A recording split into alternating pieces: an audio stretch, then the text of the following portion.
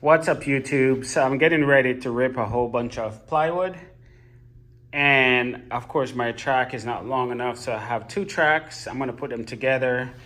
So basically this will clip in here into the other one, created one big old track. So before I do, I like to use my straight edge to make sure that is nice and straight when I connect it. So I'm going to show you how I do that.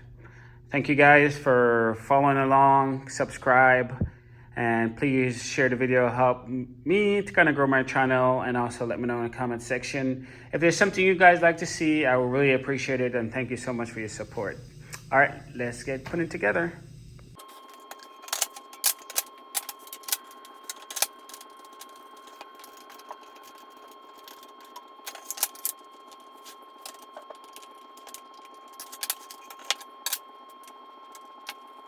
All right, so that's all done.